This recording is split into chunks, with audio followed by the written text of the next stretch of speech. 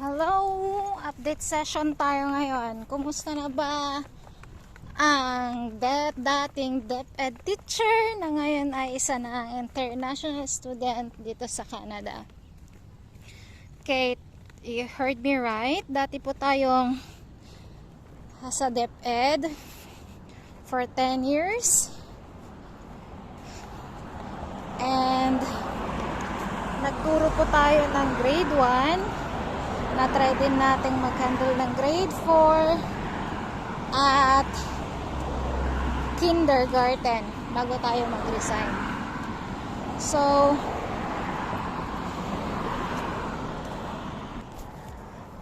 actually, hindi plan ang pagpunta natin dito kasi masaya naman tayo sa DepEd. Yeah. Sometimes, handun lang yung pressure, overload ng works. Pero kung ini-enjoy mo kasi yung ginagawa mo, sometimes hindi mo na rin mafe-feel yung pagod, 'di ba? Kung nandiyan yung enjoyment. Pero may biglang napadaan sa ating way na friend at na-introduce nga niya sa atin ang opportunity na ito. So, hindi tayo nagdalawang isip na i-try. Ano nga ba ang program ko dito sa Canada? Kasi usually mga sinasagot kong messages, tinatanong sa akin kung ano daw ang program ko dito sa Canada. So, align naman po yung ating kinuhang program dito sa Canada sa previous profession natin.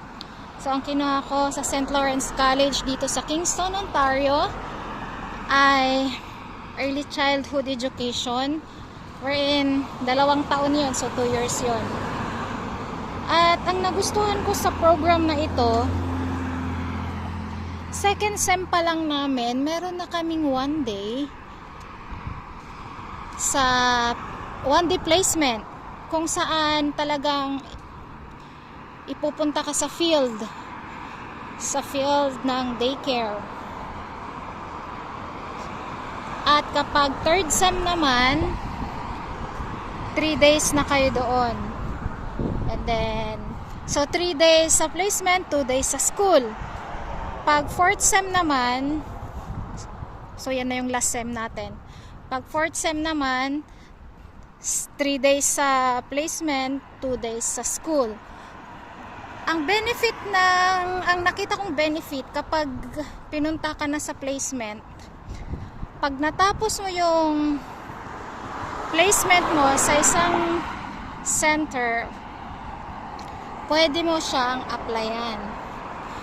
So, pwede kang mag-apply doon as a supply teacher. Diba? Ang isa pang kagandahan kung sa school or kung sa center mismo kung saan ka nag-placement at doon ka nag-apply, alam na nila yung capabilities mo. So, alam na nila yung paano yung galawan mo.